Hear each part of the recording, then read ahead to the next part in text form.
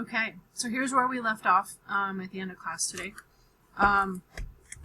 Basically, we decided this is an acid-base neutralization, and I started to write the equilibrium arrow here, and then I kind of crossed it out and put a question mark because I wasn't quite certain whether it was a proper equilibrium like we talked about for the acetic acid, where we know these things all exist at one time, or the other option is where the reaction just occurs like normal, like we have always written them.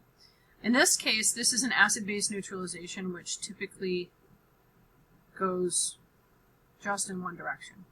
Okay, it's important to keep that difference in your mind, right? So when we're talking about a dissociation or an ionization of a weak acid versus the reaction of a strong acid and a strong base together to make products, right? So this is the neutralization, and it just has an arrow that goes forward because they react, they cancel each other. But the problem here is that our molarities are not equal, right? So we decided that 0.0539 molar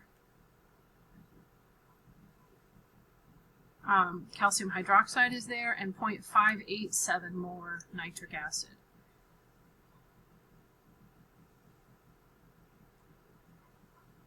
So if you haven't memorized them yet, it's worth knowing what the strong bases are and what the strong acids are. So calcium hydroxide is strong, and nitric acid is strong, which means we don't need an ice table to do this problem at all, technically, but it can help because this is not an equilibrium. Ice tables usually only apply to equilibria. But it can kind of help to set it up sort of like one, so you can figure out what's really happening in the solution. Okay. In this case, because this is a reaction that's happening, I'm going to actually write it in terms of the moles, because I can add and subtract moles whenever I want to. And you can technically add and subtract the molarities here because the volume is the same at the end, but I think it's less confusing if you don't. All right, and so basically you're just asking yourself, okay, if I put these two things together, what am I going to get? And so then this is like a limiting reactant problem, right? So we'll just subtract how many moles of acid from whatever reacts, right? So to figure that out, and I kind of have a suspicion that calcium hydroxide is going to be our limiting reagent because there's such a big difference between these. So to figure that out, I know that I can use molar ratios, right? So if I have this many moles of the calcium hydroxide, I'll need to have twice as many moles of acid, right?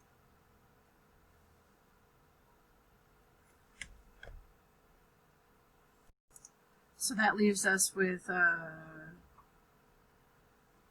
0.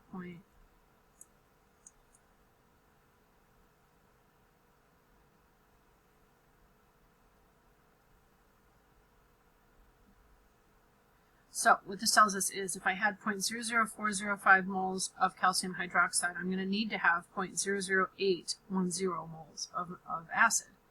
So when I look over here, and I definitely have more than enough acid, right? So this is where we're gonna figure out how much extra acid is left. So we'll go what we started with minus what we reacted.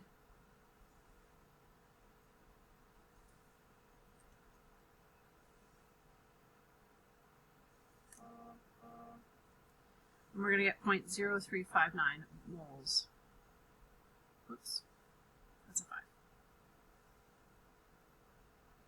Of acid remaining. So now I know that this isn't going to impact the pH terribly much because the conjugate of Ca2 plus is a strong base and the conjugate of nitrate is a strong base, a strong acid. So the salt doesn't impact pH, so this is not a hydrolysis problem. water never impacts the pH.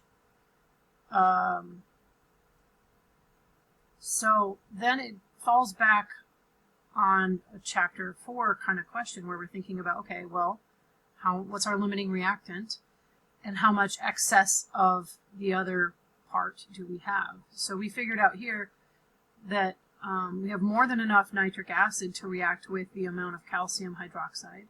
So we're going to use up all the calcium hydroxide, but I will have this many moles of nitric left.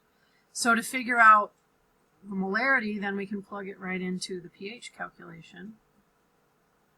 We'll divide by the total volume, which they said was 0.075 liters. I think it dropped to 0. Yeah. They said 75.0 liters, milliliters. So we got 0.47. It says 866, but I'm going to write 9. I don't actually round at this stage because I know I'm going to go negative log of that number because it's a strong acid. All of the HNO3 you put in there is going to form H+. That's 0.479 molar. Okay, so we're going to go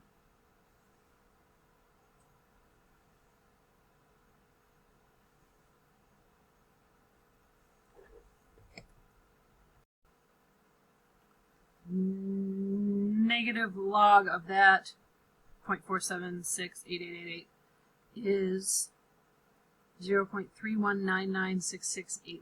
So I'm going to round that to 2 decimals because that's always what we do for pH. It's always 2 decimals. So it'll be 0.32. So this kind of problem, in chapter 16 we spent a lot of time doing ice tables and weak acids, weak bases, how to relate the two of them. But don't forget the essential chemistry skills we learned last semester, where when you neutralize an acid and a base, they're going to react. But if you have excess of one or the other left over, you can figure out the amount just by subtracting what has reacted. Okay, so just as a quick review, chapter 4.5 of the textbook goes over this kind of topic.